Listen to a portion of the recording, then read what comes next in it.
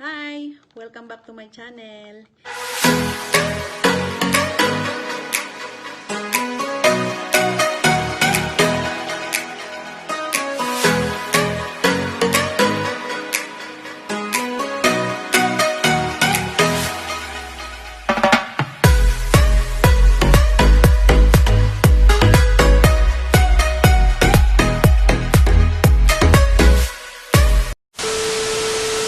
Excited ako today kasi first time kong mag-unbox.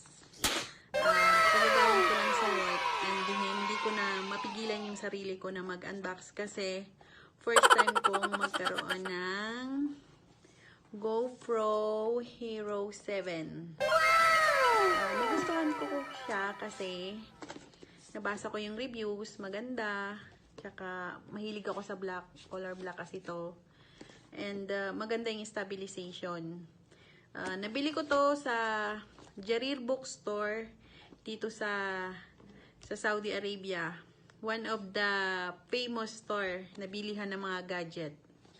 So guys, tara samahan niyo ako mag-unbox. So ito yan siya guys. Dito ko siya binili sa Jarir Bookstore and magkano ba to?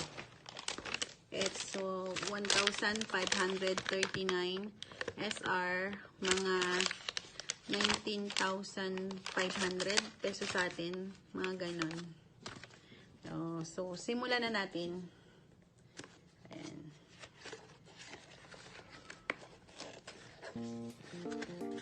Paano ba ito?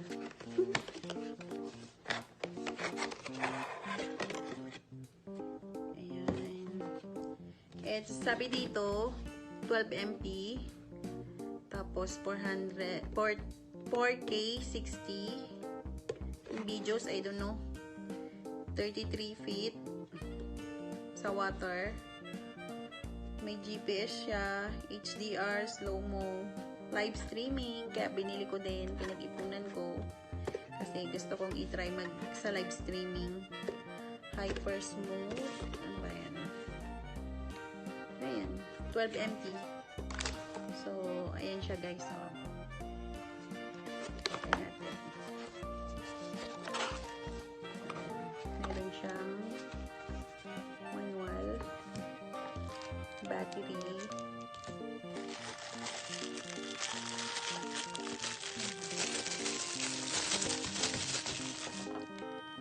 ito, hindi ko alam kung anong tawag dito. Tapos mayroon siyang cord. Ayan, dalawa sila. And i-remove natin siya. So ayan, tanggilan natin sa mount. Itaas lang natin. Squish natin.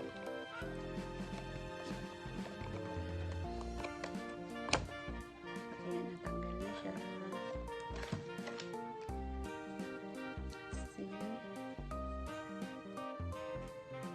Ayan guys, natanggal ko na siya sa mount niya. So ayan guys, i-open natin. Ayan.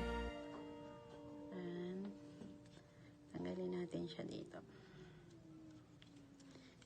Push lang natin ang ating dalawang kamay.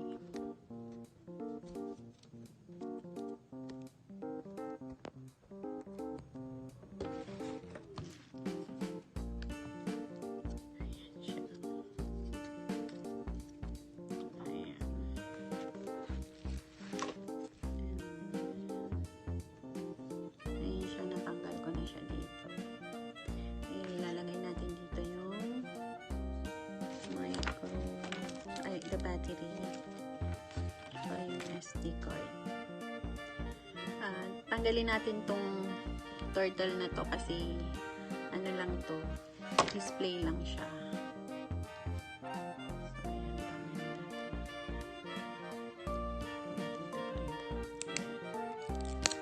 Ayan siya guys. Display lang pala siya. So ilagay na natin yung battery. Press lang natin dito. Ayan. Yung battery.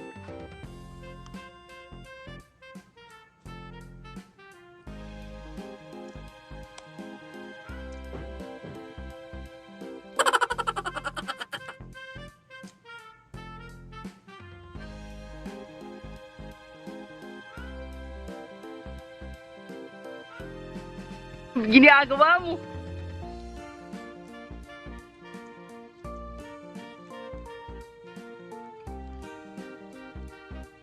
So, yan.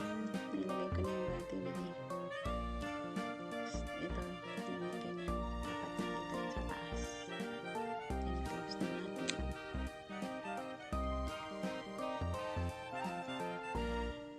Ayan siya. Okay. Yung SD card, guys, dito na lang ilalagay.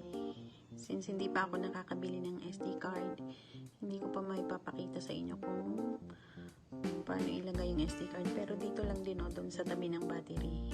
So, i-close na natin. Ayan. Tapos, itong sa gilid, may port dito na pwede nyong ilagay yung pag mag-charge kayo.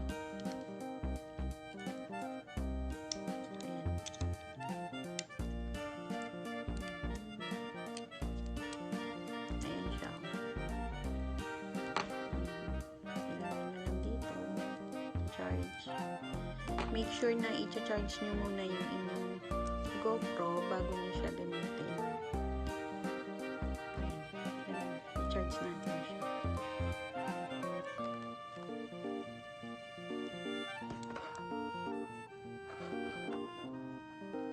Dito siya. Try natin i-charge dito sa power bank.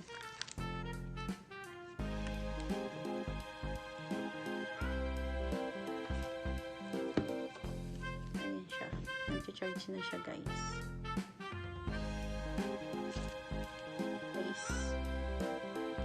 Napakita ko na sa inyo kung paano i-set up yung Gopro 7. Wala pa kasi akong SD card kaya hindi pa natin magagawa.